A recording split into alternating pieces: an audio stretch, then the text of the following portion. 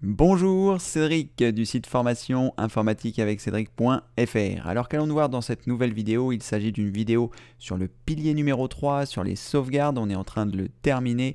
On est dans les sauvegardes experts, le chapitre 5.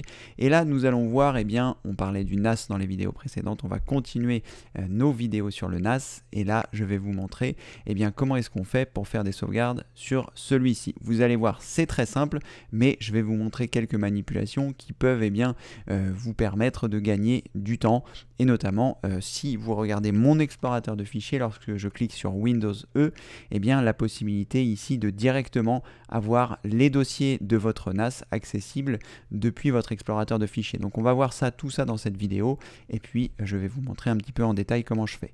Donc là j'ai déjà 6 dossiers qui sont déjà faits. Mais on va revenir ici dans le NAS pour pouvoir créer un nouveau dossier, un 7e dossier que l'on va intégrer. Comme ça, je vous montrerai le processus complet. Parce que dans des vidéos précédentes, je vous ai montré comment créer des dossiers partagés sur le NAS. Et vous allez voir que 2 ans ou 3 ans après, parce que cette vidéo datait un peu, c'est toujours pareil. Donc je vais cliquer, là je me suis rendu dans mon NAS. Et là, je vais cliquer donc sur le panneau de configuration. À partir de ce moment-là, je vais cliquer sur dossier partagé. On va ajouter un nouveau dossier partagé.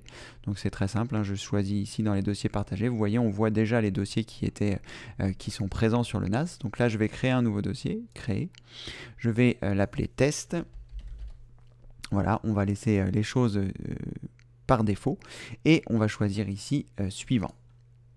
À partir de là, il me demande si je souhaite partager ce dossier ou le chiffrer. Donc je vais cliquer ici sur suivant.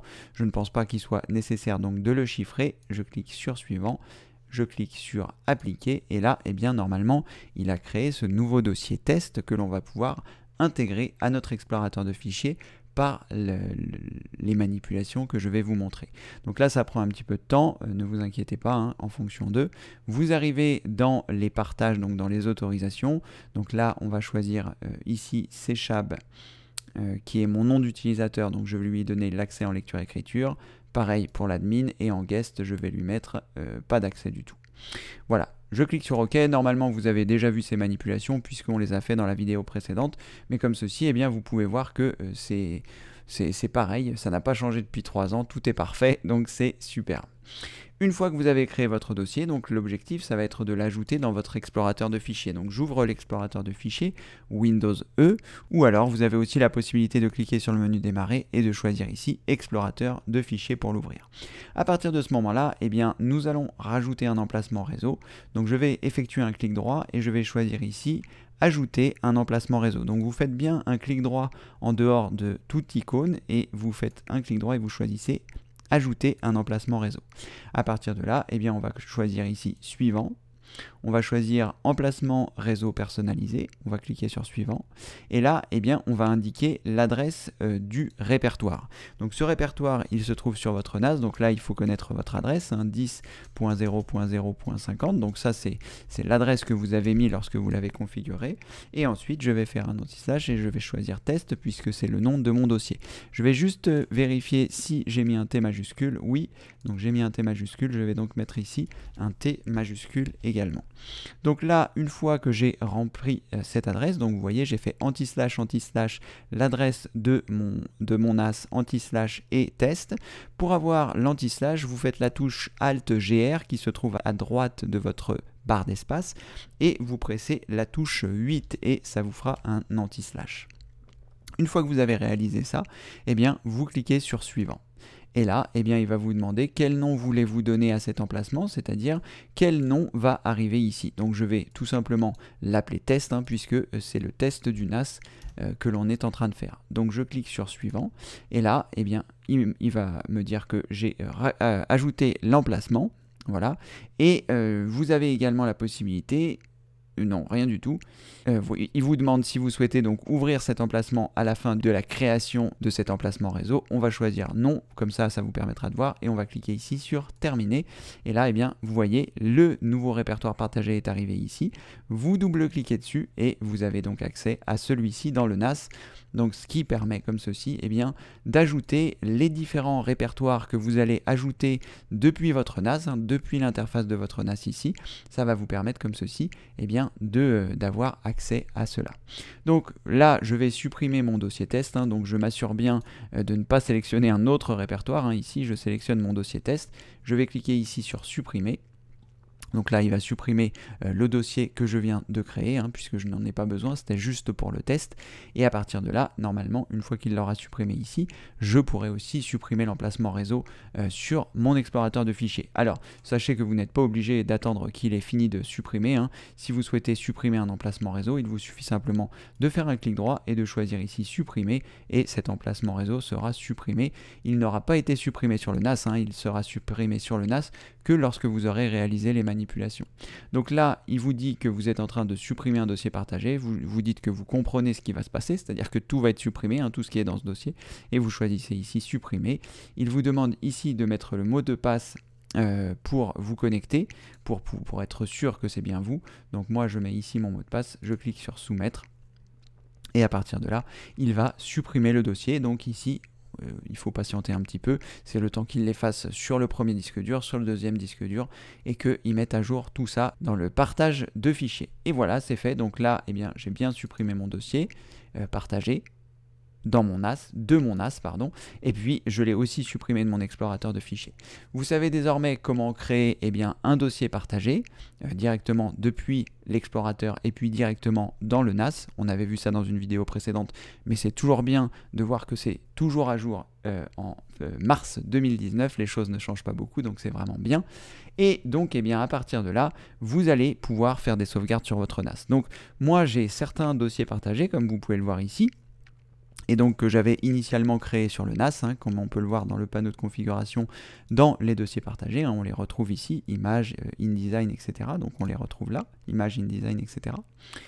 Et donc, ce qui va être pratique, le fait d'avoir ça ici, c'est qu'on va pouvoir accéder. C'est par exemple, si je veux traiter mes vidéos, je double-clique ici sur le dossier vidéo, et puis on s'aperçoit qu'ici, il y a l'ensemble de mes vidéos qui sont disponibles et que je vais avoir la possibilité de traiter directement. Si par exemple, je suis en train de faire une vidéo que je suis en train de vous tourner, une fois que je vais arrêter l'arrêt de celle-ci, je vais l'enregistrer directement au bon endroit, c'est-à-dire dans le pilier numéro 3 sur les sauvegardes.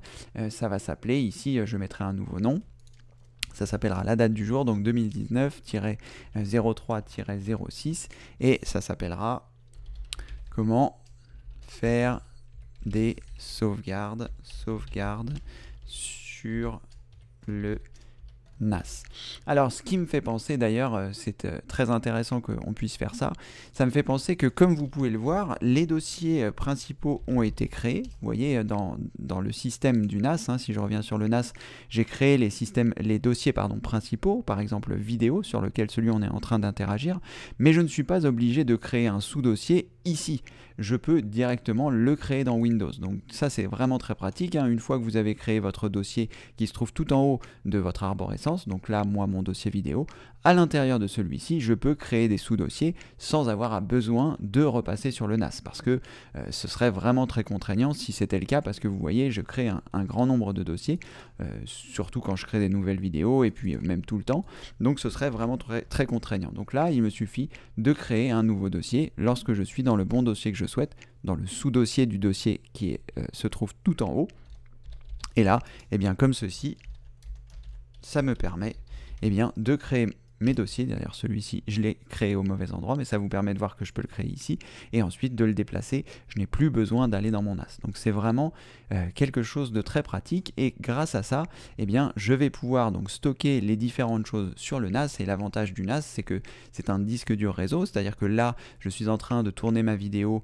qui se trouve sur mon PC principal, mais je pourrais très bien tourner une vidéo sur mon ordinateur portable si je voulais vous montrer quelque chose sur mon ordinateur portable, et je pourrais directement enregistrer ça sur le NAS, puisque c'est un disque dur réseau.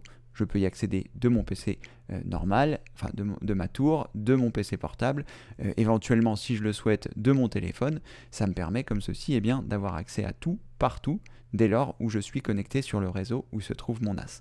Donc l'avantage également de pouvoir faire ça, c'est que ce que je vais avoir créé, ça va se synchroniser. Comme mon NAS, il y a deux disques durs sur le NAS, hein, enfin en tout cas la façon dont je l'ai configuré et où je vous ai invité à le faire, c'est-à-dire qu'il y a deux disques durs sur le NAS, NAS et le premier se copie sur le deuxième. Donc j'ai deux disques durs de 2 Tera chacun et je n'ai que 2 Tera de stockage pour la bonne et simple raison que puisque c'est un miroir du premier vers le deuxième, lorsque je copie des choses sur le premier, il les copie par lui-même sur le deuxième. Donc c'est un système de sauvegarde qui se fait automatiquement que vous n'avez pas besoin de faire. Donc si vous avez un des deux disques durs qui tombait en panne, eh bien il vous suffirait simplement de remplacer celui qui est tombé en panne, vous le remplacez par un neuf et le NAS va savoir automatiquement que c'est un disque neuf et il va rapatrier les données que vous aviez sur votre second disque dur sur le premier disque dur. Donc ça vous fait comme ceci une sauvegarde. Et moi, j'ai l'habitude, je ne sais pas si c'est une bonne idée, mais en tout cas ça fonctionne depuis les 6 ans que je fais mes vidéos sur le NAS, eh bien je travaille directement à partir du NAS. Ça veut dire quoi concrètement? Eh bien ça veut dire que les différentes choses, si par exemple je veux traiter une vidéo, donc je ouvre mon explorateur de fichiers, je vais dans le dossier vidéo, je vais par exemple me rendre dans une vidéo outil, prendre une vidéo que j'ai traitée, par exemple celle-ci, hein, que j'avais faite et que je souhaiterais monter. Donc j'ai le brut qui se trouve ici, et il me suffit simplement de double-cliquer ici et de faire le montage. Je fais mon montage directement depuis le NAS, donc je n'ai même pas besoin de faire les transferts sur mon disque dur. Alors j'ai pris cette habitude-là depuis 6 ans. Dans mon NAS, il y a des disques durs de type RAID, R-E-D, qui sont des disques durs spéciaux pour les NAS, donc ça augmente leur durée de vie, ça augmente les contraintes en fait qu'ils sont capables de supporter. Alors peut-être que c'est pour ça que j'ai jamais eu de soucis, mais en tout cas, eh bien je fais tous mes montages depuis mon NAS. Alors, je suis un peu limité par la vitesse de ma bande passante. La vitesse de ma bande passante, c'est en fait le câble qui est relié à mon NAS, enfin qui est relié à mon routeur, et la vitesse de mon routeur. Mais pour l'instant, eh bien, je n'ai jamais rencontré de difficultés ou de lenteur. Moi, je fais beaucoup de montage vidéo avec Camtasia. C'est le logiciel qui me permet d'enregistrer l'écran aujourd'hui. Et voilà, je n'ai jamais eu de soucis. Donc vous, eh bien, de cette même façon, vous pourrez, si vous le souhaitez, eh bien, enregistrer les choses directement sur votre NAS, c'est-à-dire que si par exemple, eh bien, plutôt que de les enregistrer dans vos documents, vous pouvez directement choisir de les enregistrer dans un dossier du NAS, et bien comme ça, ils sont automatiquement copiés d'un disque dur à l'autre du NAS, et ça vous permet comme ceci d'avoir une sauvegarde supplémentaire automatisée. Donc c'est vraiment quelque chose que vous pouvez faire. Moi je travaille très rarement avec les dossiers de Windows, puisque toutes les choses se trouvent dans mon NAS. Vous voyez, j'ai même un dossier image, et dans mon dossier image ici, je n'ai rien, à part quelques images que j'aurais pu éventuellement mettre ici, des images exportées, ou même quand je scanne des documents, mais sinon, eh bien, tout se trouve dans mon dossier image sur mon NAS. Comme ça, je sais qu'il fait partie intégrante de l'intégralité de mon système de sauvegarde, et je sais que comme ceci, il est sauvegardé sur mon disque interne, il est sauvegardé sur mon disque dur USB externe, il est sauvegardé sur les différentes choses que je vous ai présentées dans cette vidéo. Donc, comme ceci, eh bien, vous savez que grâce à la création des répertoires, donc directement depuis le NAS, vous pouvez donc créer ces mêmes répertoires dans les dossiers partagés, ici, et ensuite, eh bien, une fois que vous avez créé ces dossiers partagés, vous pouvez les ajouter ici comme un emplacement réseau, donc bien vous assurer que vous êtes en dehors des icônes pour faire un clic droit et de choisir ajouter un emplacement réseau. Vous mettez donc l'adresse comme je vous ai montré en début de cette vidéo, et vos dossiers, eh bien, apparaîtront toujours ici, ce qui vous permet, comme ceci, eh bien, d'accéder directement à votre NAS sans avoir besoin de taper une adresse ou de faire les différentes choses. Et puis, vous avez vu l'intérêt aussi de faire les sauvegardes sur le NAS, c'est que la façon dont on a utilisé le NAS dans cette formation, c'est qu'il y a deux disques durs et que donc l'un se copie sur l'autre, donc c'est une sauvegarde supplémentaire, une sécurité supplémentaire. Voilà, vous savez désormais comment créer un nouveau dossier, comment l'intégrer dans votre explorateur de fichiers Windows et également comment faire directement, interagir directement avec celui-ci. Il faut le considérer comme un disque dur, hein, c'est exactement pareil que j'ouvre mon disque dur en interne sur mon ordi ici ou que j'ouvre ici les vidéos, c'est exactement pareil. Vous voyez, j'ai accès au contenu, j'ai la possibilité de double-cliquer dedans, de rentrer dans ces mêmes fichiers comme si j'étais sur mon disque dur puisque c'est un disque dur réseau. Voilà, j'espère que cette vidéo vous a plu. On continue d'avancer sur le pilier numéro 3, c'est bientôt le dénouement. Il ne reste plus qu'une seule vidéo ici sur le pilier numéro 5 où je vous montrerai comment faire des sauvegardes externes de votre NAS pour sortir du circuit électrique. C'est très important aussi de sortir du circuit électrique puis d'avoir d'autres systèmes de sauvegarde. Donc c'est ce que je vous montrerai dans la prochaine vidéo. Et enfin, on verra le chapitre 6 sur mon système complet de sauvegarde qui arrivera lui aussi en mars 2019. Donc fin mars 2019, tout le pilier numéro 3 devrait être 100% terminé. J'espère que vous avez apprécié ces vidéos. C'est beaucoup de travail pour moi, mais c'est pour vous montrer toutes les possibilités que vous avez pour réaliser des sauvegardes. Si vous découvrez cette vidéo, n'hésitez pas à vous rendre sur le site formationinformatiqueaveccédric.fr parce que dans la rubrique formation, vous trouverez beaucoup de vidéos, dont ce pilier numéro 3 sur les sauvegardes et une fiche pratique qui vous permet de suivre vos sauvegardes, de savoir ce qu'il faut faire pour bien faire vos sauvegardes, de savoir ce que vous devez faire initialement pour faire vos sauvegardes.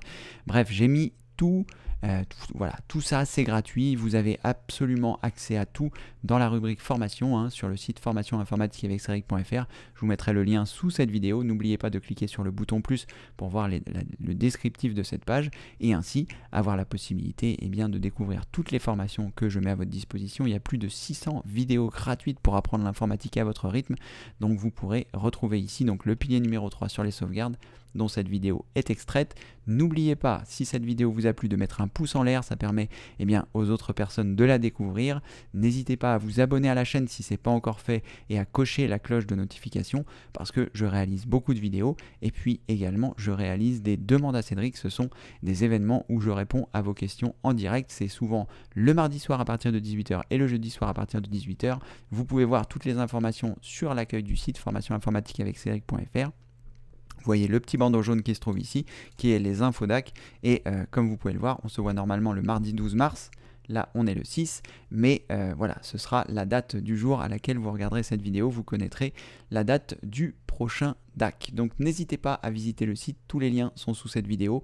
J'ai mis également à votre disposition sur le site, dans la rubrique ressources, je vous mettrai ça aussi dans les liens de la vidéo, le matériel pour faire vos sauvegardes. C'est une sorte de récapitulatif en fonction du niveau des sauvegardes que vous souhaitez faire et de ce que vous souhaitez faire.